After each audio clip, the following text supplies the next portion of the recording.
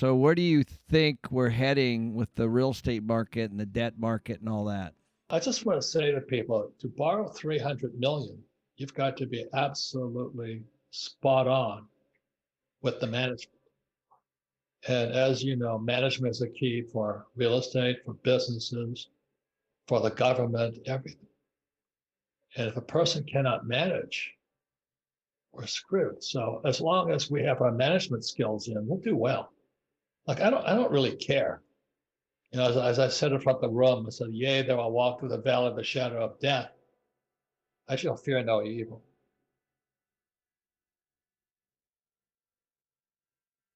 I've been buying real estate for 25 years.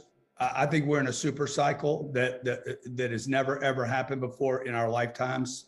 This country would become a renter nation. I've been talking about that for 10 years. It's happening right now.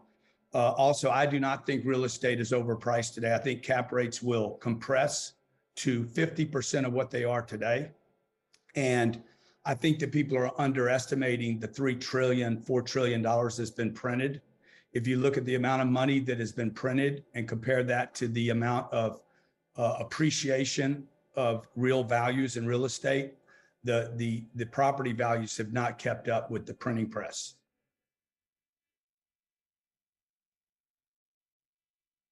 Lacey Hunt was one of the guys with the Dallas Fed, I think. And he was talking GDP, gross domestic product, equals money supply, M2, times velocity of money. When they measure GDP, they don't measure broken glass. And what broken glass is, you know, Danielle, when you walk around the shopping centers, a lot of places are empty. That's broken glass.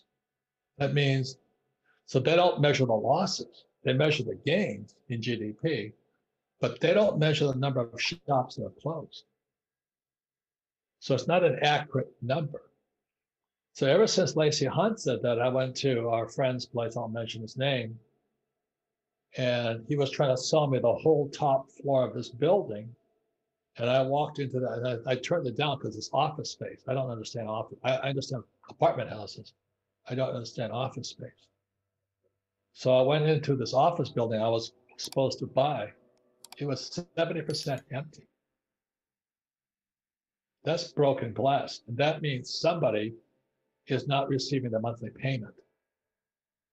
So every time the Fed chairman, this guy Powell, gets up there and says, oh, we're issuing, you know, we're going to print money, they don't print money. But everybody thinks when the Fed says we're printing money or quantitative easing, they think it's M2. The Fed doesn't print money. The Fed prints bank reserves. And the difference is we cannot spend bank reserves. It's not money. But everybody says, oh my God, there's going to be inflation because the Fed's printing money, but they're not printing money, they're printing bank reserves. The people that are buying real estate today are completely different than 2010. This has nothing, not even similar.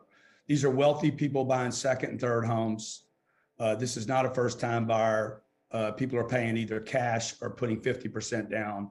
In many cases, they're putting down more than they've ever put down. And you also have investors that are buying real estate from end users. They're lining up all over Scottsdale.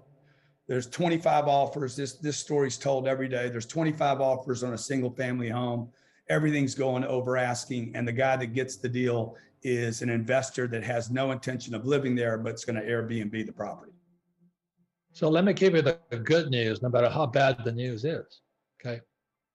That's always there. The banks have to lend money. So when people say, well, you should save cash, why would you save cash when you can borrow it? So, you know, it's almost like the real estate owned. Remember those days? In 2008 and all that property was available, but the bank owned it. REO, as they're called, real estate owned. You could go to the bank and they said, look, you got this office building, nobody wants it, sell it to me. And the bank would actually loan you the money to buy the property. The secret to life is how much money can you borrow? And how well can you manage that debt? When you go get that bank-owned property, what do they ask? Who's your team? how Yeah. are you going to manage it, and how are you going to fix it, because that's how they make money. So it's almost like handing, a baton in a race. Like they hand you the baton and they hope, that you could take it up the value, and then they can get it off their books. And that's essentially how the real money is made. Is you got to wait, though. You don't want to catch that falling knife. You want it to actually be at the bank. You want to go to the bank. You want to negotiate with the bank, and that's where you get the heaviest discounts on real estate, and then you fix it. I've been wrong about Austin so many times. Like it's because we don't understand the amount of pressure the amount of money and people moving to places that protect them from what they're leaving. New York, Illinois, New Jersey, everybody knows this story, but they're not betting on the story. And I would just suggest to people, this story is not going to change. The more mandates they put out, the more crazy politics that people make, the more they pressure landlords, the more eviction moratoriums they do. All that stuff is pushing people and money out of New York, New Jersey, California, Oregon, Seattle, Oregon, anywhere the politics are crazy, regardless of what side you vote on. If they're not protecting the money and the people investing money, that money will move, and it's moving to Arizona, Utah, Nevada, Florida, the Carolinas. Like, it's just going to explode down here. Texas is on fire. So let me say this much: is the easy part is raising the money. The hard part is managing the property. And I think that's what people forget, because when Kim and I first started out, the managing a property is the biggest business of all.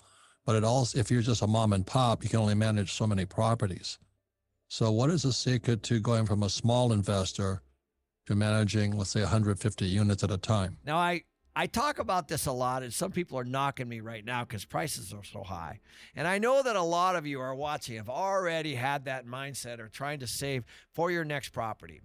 If that feels out of reach, it might be time to consider buying property with a friend, partner, or someone else that maybe you're close to. Things are going to go up. If you're still renting your home and expect to be there for at least another year, I would look into asking for a 2-year lease the next time your lease comes up. Now, I know some of you might be apprehensive about all this, especially if you feel like you could be buying a home a year from now.